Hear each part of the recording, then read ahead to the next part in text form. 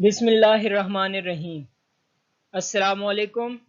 Welcome to Psych and Educational Care. You can contact us on the given social media links.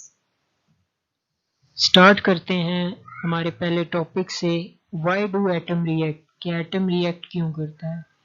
It is a new universal rule that everything in this world tend to become more stable, यानी nature में है कि हर चीज़ stability की तरफ move करती है या stability attain करना चाहती है।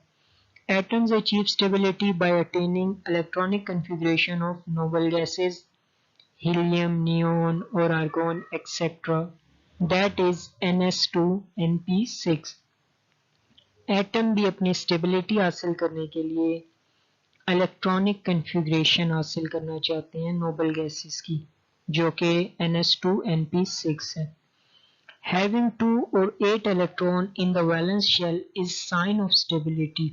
किसी भी एटम के वैलेंस शेल में अगर 2 इलेक्ट्रॉन हो या 8 इलेक्ट्रॉन हो तो ये स्टेबिलिटी का साइन है। Attaining 2 electron in the valence shell is called duplet rule।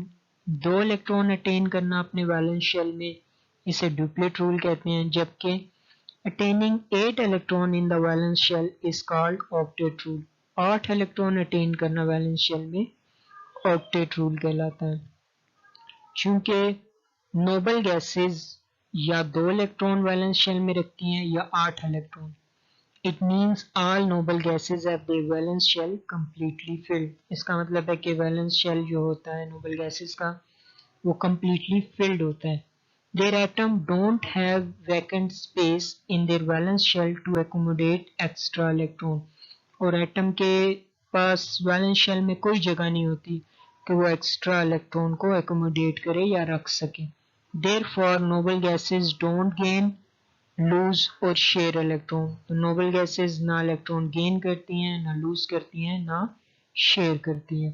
That is why they are non reactive. इसीलिए नोबल गैसेस नॉन रिएक्टिव भी हैं।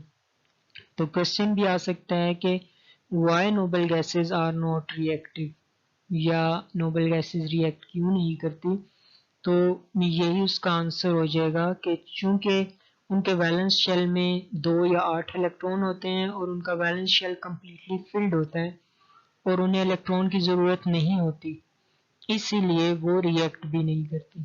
जो अगर बात की जाए बाकी एटम्स की तो उनकी इलेक्ट्रॉनिक कन्फिग्रेशन वैलेंस शेल की वो कम्प्लीटली फिल्ड नहीं होती, तो इसलिए वो उसे अटेन करने के लिए इलेक्ट्रॉन लूज करते हैं या गेन करते हैं या शेयर करते हैं, यानी कि सिंपल वर्ड्स में एटम रिएक्ट करते हैं। The importance of noble gases electronic configuration lie in the fact that all other atoms try their best to have the noble gas electronic configuration। जी बिल्कुल, नोबल गैसेस की importance यही है कि तमाम atom जो होते हैं वो noble gas electronic configuration attain करना चाहते हैं, क्योंकि ये इलेक्ट्रॉनिक कन्फिग्रेशन स्टेबल होती है। For this purpose atoms combine with one another which is called chemical bonding. और वैलेंस शेल कंप्लीट करने के लिए या नोबल गैसेस की इलेक्ट्रॉनिक कन्फिग्रेशन को अटेन करने के लिए एटम क्या करते हैं, वो एक दूसरे के साथ कंबाइन होते हैं, यानी कि केमिकल बॉन्ड बनाते हैं। In other words, atoms form chemical bond to achieve stability by acquiring inert gas electronic configuration। यानी कि एटम केमिकल बॉन्ड बनाते हैं ताकि वो स्टेबिलिटी अटेन करें इनर्ट गैस इलेक्ट्रॉनिक कन्फिग्रेशन की तरह। इनर्ट गैस और नोबल गैस ये सेम ही है, इसमें कंफ्यूज ना होइएगा। An atom can accommodate 8 electron in its valence shell in 3 ways। कोई भी एटम अपने वैलेंस शेल में 8 इलेक्ट्रॉन 3 तरह से हासिल करता है या एकोमोडेट करता है। Number 1, by giving valence shell electron if they are less than 3 और less than 3 to other atoms. यानी कि अगर किसी एटम के वैलेंस शेल में 3 से कम इलेक्ट्रॉन होंगे तो वो इलेक्ट्रॉन दूसरे एटम्स को दे देगा। Second, by gaining electron from other atoms if the valence shell has 5 or more electron in it। अगर किसी एटम के पास 5 या उससे ज़्यादा इलेक्ट्रॉन है तो वो क्या करेगा, वो इलेक्ट्रॉन गेन करेगा किसी भी दूसरे एटम से। और तीसरा तरीका है by sharing valence electron with other atom, कि वो अपने वैलेंस इलेक्ट्रॉन जो है दूसरे एटम के साथ शेयर कर ले, और शेयर करने के बाद उसके पास टोटल इलेक्ट्रॉन 8 हो जाए वैलेंस शेल में।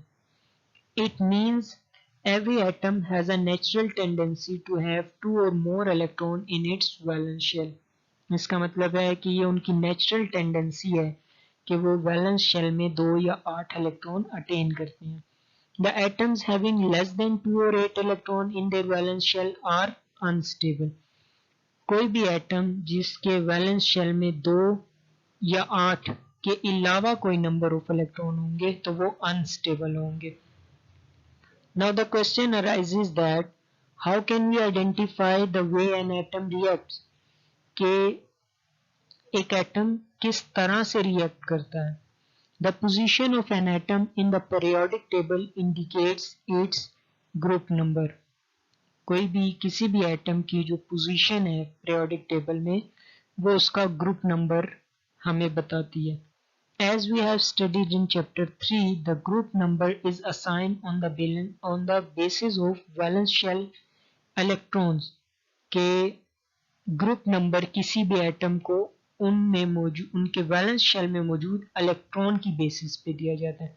For example group 1 has only 1 electron in its shell, कि ग्रुप 1 में जितने भी एटम हैं उन सब के वैलेंस शेल में एक एक इलेक्ट्रॉन मौजूद है। और अगर इसी तरह हम बात करें वह ग्रुप नंबर 17 की, ग्रुप नंबर 17 को ग्रुप 7A भी कहा जाता है। तो ग्रुप 7A या 17 के जितने भी एटम हैं उनके आउटर मोस्ट शेल में 7 इलेक्ट्रॉन होते हैं। Mode of reaction of an atom depends upon its number of valence shell electron. तो एटम किस तरह से रिएक्ट करता है ये चीज या ये बात हमें उसके वैलेंस शेल में मौजूद इलेक्ट्रॉन से पता चलती है, उसी पे ही डिपेंड करती है। It is discussed in the next section. आगे हम इसी को डिटेल से पढ़ेंगे। Chemical bonds.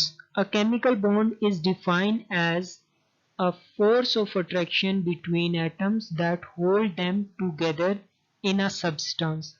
यानी केमिकल बॉन्ड वो फोर्स ऑफ अट्रैक्शन है जो एटम को आपस में जोड़े रखती है किसी भी सब्सटेंस के अंदर। In other words, during bond formation there is some force which hold the atoms together. दूसरे लफ्जों में बात की जाए तो बॉन्ड फॉर्मेशन जो है वो एक फोर्स है जो कि एटम को आपस में जोड़े रखती है। This attaining of 8 electrons configuration in the outermost shell either by sharing, by losing or by gaining electron is called octet rule. यहाँ octet rule की प्रॉपर डेफिनेशन दी हुई है कि 8 इलेक्ट्रॉन अटेन करना outermost shell में किसी भी तरीके से, यानी शेयर करने से, लूज करने से या गेन ऑफ इलेक्ट्रॉन से, तो इसको हम octet rule कहते हैं। This octet rule only symbolize that noble gas electronic configuration should be attained by atom when they combine or react. ये octet rule एक सिंबल है कि कोई भी एटम नोबल गैसेस की इलेक्ट्रॉनिक कन्फिग्रेशन अटेन करता है कंबाइन या रिएक्ट करने से। फॉर एग्जाम्पल लाइक हाइड्रोजन और helium which have only S subshell, this becomes duplet rule. अगर हम बात करें हाइड्रोजन और हीलियम की तो यहाँ पे चूंकि इनके पास सिर्फ S सबशेल होता है तो ये रूल ड्यूप्लेट रूल बन जाता है। यानी ड्यूप्लेट रूल मतलब वो अपने वैलेंस शेल में सिर्फ 2 इलेक्ट्रॉन को एकोमोडेट करके अपना वैलेंस शेल कंप्लीट कर लेते हैं। It play a significant role in understanding the formation of chemical bond between atoms. तो ये डुप्लेट रूल और ऑक्टेट रूल हमें बताते हैं कि किस तरह एटम्स के दरमियान केमिकल बॉन्ड बनता है। If the bond formation is between ions, अगर बॉन्ड फॉर्मेशन आयंस के दरमियान हो, it is due to an electrostatic force of attraction between them, तो ये उनमें मौजूद इलेक्ट्रोस्टैटिक फोर्स ऑफ अट्रैक्शन की वजह से होती है। इलेक्ट्रोस्टैटिक फोर्स ऑफ अट्रैक्शन मतलब दो ऑपोजिट चार्जेस एक दूसरे को अट्रैक्ट कर रहे होते हैं, तो उस वजह से उनमें बॉन्ड बनता है। But if bond formation is between similar atoms or between the atoms that have comparable electronegativities, then the chemical bond formation is by sharing of electron. लेकिन अगर एटम जो हैं वो सिमिलर हों या उनकी इलेक्ट्रोनेगेटिविटीज कंपेरेबल एक दूसरे के इक्वल हों या ज़्यादा डिफरेंस ना हो उनमें, तो वो जो बॉन्ड बनाएंगे वो शेयरिंग ऑफ इलेक्ट्रॉन से बनाएंगे। This sharing of electron may be mutual और वन साइडेड। अब जो शेयरिंग ऑफ इलेक्ट्रॉन होगी या तो म्यूचुअल होगी, मतलब दोनों एटम इक्वली पार्ट कंट्रीब्यूट करेंगे, इक्वल इलेक्ट्रॉन कंट्रीब्यूट करेंगे, या वन साइडेड होगी कि कोई एक एटम अपने इलेक्ट्रॉन जो है वो शेयर कर देगा दूसरे एटम से।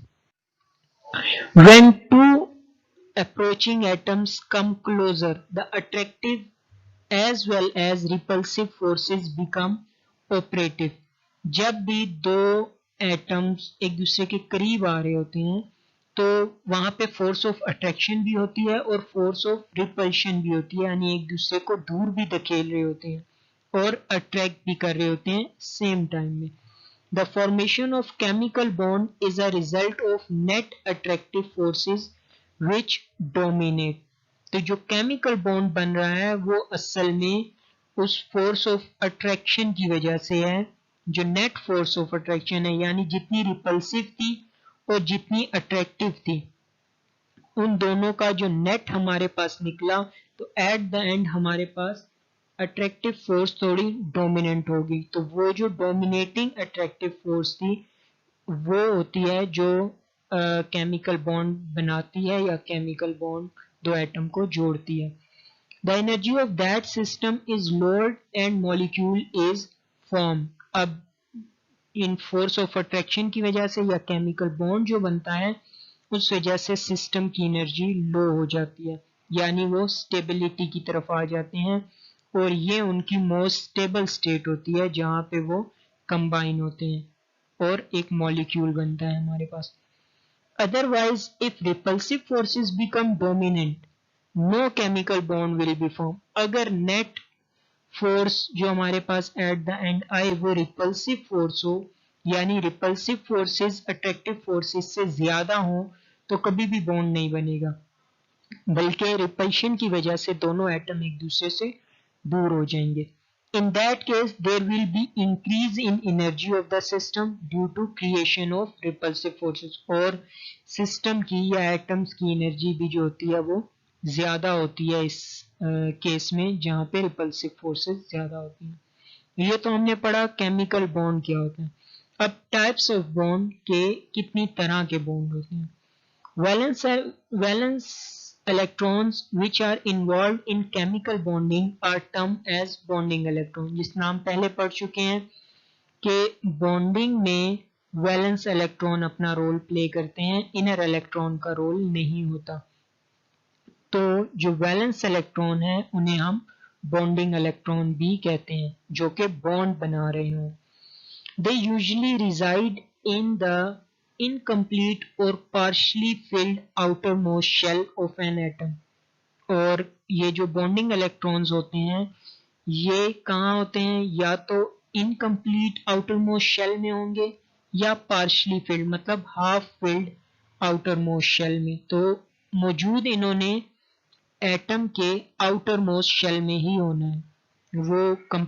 वो पार्शली फिल्ड भी हो सकता है शेल और इनकम्प्लीट फिल्ड भी हो सकता है। Depending upon the way how these valence electrons are involved in bonding, they result in following 4 types of chemical bond। के जो वैलेंस इलेक्ट्रॉन है वो बॉन्डिंग में किस तरह से हिस्सा ले रहे हैं, इसकी बेसिस पे हम केमिकल बॉन्ड की 4 टाइप्स को एक्सप्लेन करते हैं। Number 1 is ionic bond, number 2 is covalent bond, number 3 is dative covalent और कोऑर्डिनेट कोवेलेंट बॉन्ड, दोनों में से कोई भी नाम दे सकते हैं। And fourth one is metallic bond. इन सब को हम आगे डिटेल में पढ़ेंगे।